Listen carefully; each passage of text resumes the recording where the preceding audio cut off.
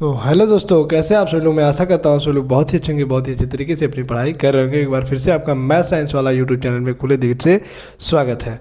तो आज की इस वीडियो में मैं यूपी बोर्ड क्लास 10 साइंस के फिजिक्स का जो पहला चैप्टर है, प्रकाश का परावर्तन और अपवर्तन, जिसे इंग्लिश में light of reflection and refraction कहा जाता है, उस चैप्टर से रिलेटेड हम जो दर्पण सूत्र पढ़े हैं, रेखीय आवर्धन पढ़े हैं और सभी जो टॉपिक पढ़े हैं, दर्पण के बेस पर जो क्वेश्चन न्यूमेरिकल यूपी बोर्ड में आते हैं, वह क्वेश्चन मैं इस वीडियो में सॉल्व कराने वाला हूं। ठीक है, उस टाइप के क्वेश्चन वह क्वेश्चन नहीं करा सकता, क्योंकि पता नहीं यूपी बोर्ड कौन सा क्वेश्चन दे दे, लेकिन टाइप वही रहेगा जो मैं बताऊंगा। ठीक है, तो वीडियो को स्टार्ट करते हैं। एक क्वेश्चन हमारे पास, एक अवतल दर्पण की वक्रता त्रिज्या 20 सेंटीमीटर है। कोई वस्तु अवतल दर्पण से 15 सेंटीमीटर की दूरी पर रखी है। दर्पण से वस्तु के प्रतिबिंब की दूरी ज्ञात कीजिए। तो देखो, इस क्वेश्चन में क्या कह रहा है कि एक अवतल दर्पण है, एक ऐसे अवतल दर्पण है। आपको पेपर में सॉल्व करते समय चित्र नहीं बनाना होता है, ना ही एक क्वेश्चन लिखना होता है, केवल आपको आंसर नंबर डाल करके आप उसको सॉल्व करते चले जाइए। बस वही चीज़ है, मैं आपको समझाने के लिए डायग्राम बता रहा हूँ। तो कह रहा है एक अवतल दर्पण की वक्रता त्रिज्या। तो वक्रता त्रिज्या जो होती है वह हमारी ध्रुव से, यानी कि वक्रता केंद्र से ध्रुव के बीच की जो दूरी होती है उसे वक्रता त्रिज्या कहते हैं। तो ये हमारी जो वक्रता त्रिज्या है वह कितनी है, 20 सेंटीमीटर है। ठीक है, तो इतना हमसे कहा। फिर कह रहा है कोई वस्तु अवतल दर्पण से 15 सेंटीमीटर की दूरी पर रखी है। अब कोई वस्तु है इस अवतल दर्पण से 15 सेंटीमीटर की दूरी पर रखी है, तो इसकी वक्रता त्रिज्या 20 सेंटीमीटर है, तो 15 कहीं यहीं पर होगा। तो यहाँ से वस्तु की दूरी 15 सेंटीमीटर है। कितनी है, 15 सेंटीमीटर। ठीक है, ये हो गया। फिर कह रहा है कि दर्पण से वस्तु की प्रतिबिंब की दूरी ज्ञात कीजिए। ठीक है, तो हमसे कह रहा है कि अवतल दर्पण है जिसकी वक्रता त्रिज्या 20 सेंटीमीटर है और एक वस्तु है जो अवतल दर्पण से 15 सेंटीमीटर की दूरी पर रखी है। तो हम ये चीज़ हमसे क्या कहा, डायग्राम में कहा। एक चीज़ और, जो हमारा दर्पण सूत्र होता है, इस क्वेश्चन में हम दर्पण सूत्र लगाएंगे। तो जो दर्पण सूत्र होता है 1/f equal 1/v plus 1/u होता है। ये हमारा दर्पण सूत्र है, आप सभी भी जानते होंगे। तो जो हमारा f है, इसे हम प्रतिबिंब की दूरी, दर्पण की फोकस दूरी कहते हैं।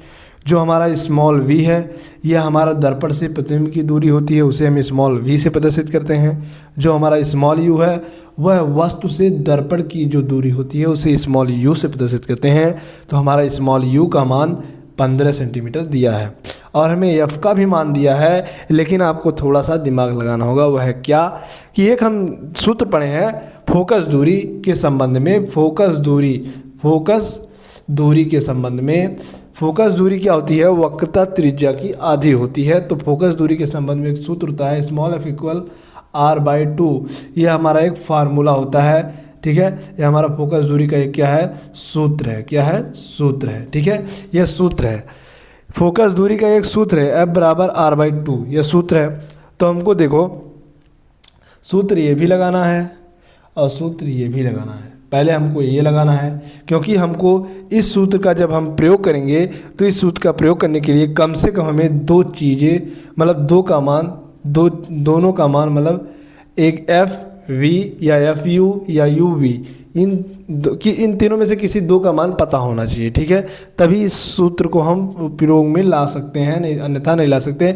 तो हमको U का मान दे ही दिया है। कहाँ बोला है कि दर्पण से 15 सेंटीमीटर की दूरी पर वस्तु रखी हुई है, तो हमको U का मान मिल गया। पहले लिखेंगे हल, ऐसे लिखेंगे हल लिखने के बाद आपको लिखना है जो दिया है। ठीक है, जो दिया है पहले लिखना है, फिर दिया है, फिर लिखना है अवतल दर्पण से, मतलब जो दर्पण हो उस दर्पण को पहले लिखना है। दर्पण कौन सा दर्पण है, अवतल दर्पण। तो लिखना है अवतल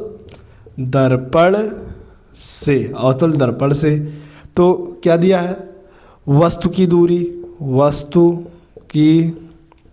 दूरी दिया है हमारा, वस्तु की दूरी, अर्थात u इक्वल कितना दिया है, -15 सेंटीमीटर। अब माइनस क्यों लगेगा, क्योंकि हमारा जो वस्तु होता है वह सदैव दर्पण के सामने होता है। तो दर्पण के सामने जो भी वस्तु होगा, चाहे प्रतिबिंब होगा, वह हमेशा ऋणात्मक होगा। ठीक है, फिर हमारा कि वक्रता त्रिज्या दिया है, हमारा त्रिज्या दिया है, अर्थात इस R बराबर 20 सेंटीमीटर। ठीक है, 20 सेंटीमीटर दिया है।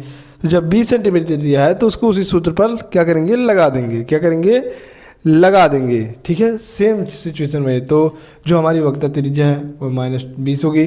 फिर हमको क्या लगाना है, सूत्र लगाना है। कौन सा सूत्र, फोकस दूरी वाला। तो स्मॉल एफ इक्वल होता है r/2, तो यहाँ पर लगाएंगे -20/2, तो हमारा आएगा -10।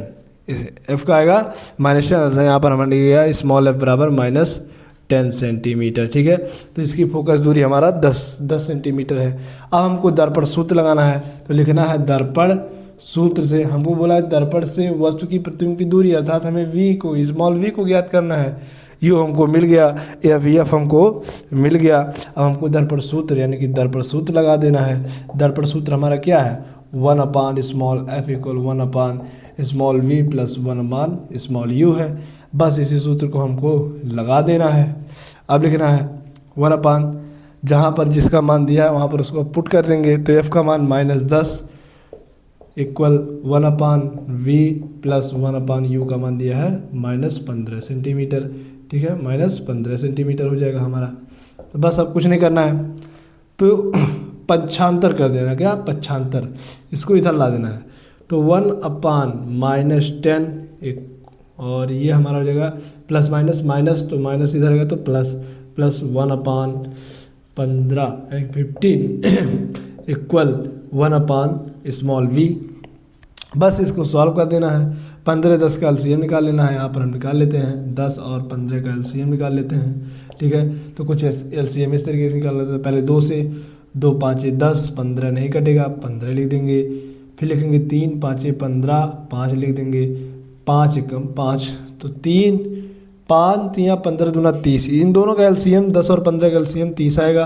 तो 30 आने के बाद हम लिखेंगे 30 का भाग 10 में देंगे, 10 का भाग 30 में देंगे, तो हमारा आएगा 3 -3 यहाँ पर हो जाएगा। 3 को 1 में गुणा करेंगे, माइनस तो -3, 2 आएगा प्लस 2 आएगा इक्वल 1 स्मॉल वी आ जाएगा। ठीक है, स्मॉल वी आ जाएगा। बस क्या करना है, -3 में जब +2 जोड़ेंगे तो हमारा आएगा -1/30 इक्वल 1 स्मॉल वी आ जाएगा। बस कुछ नहीं करना है, इसको इधर ला देना है।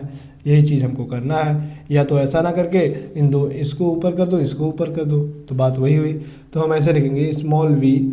ठीक है, स्मॉल वी इक्वल 30, तो वी इक्वल -30 सेंटीमीटर, -30 सेंटीमीटर।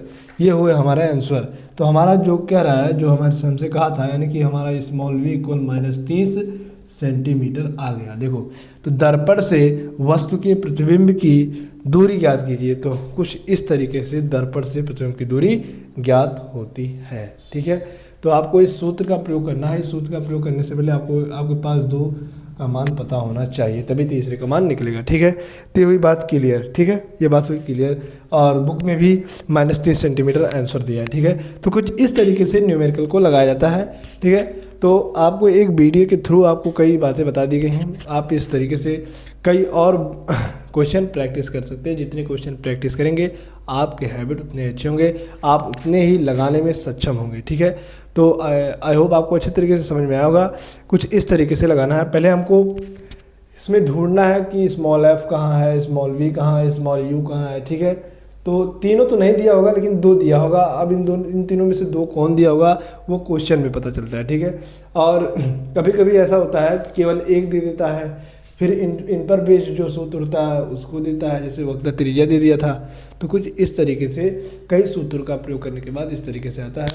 पहली बात, आपको चैप्टर पढ़ने के बाद आप कितने फार्मूले हैं, किस बेस्ड पर हैं, उसको आपको एक कॉपी में नोट डाउन कर लेना है। उसके बाद आपको एक फार्मूले डेली प्रैक्टिस करना है। ठीक है, तभी आपको न्यूमेरिकल लगाते समय वह फार्मूले याद आएंगे। जब याद आएंगे तो आप सॉल्व करके उनसे सॉल्व आसानी से कर सकते हैं।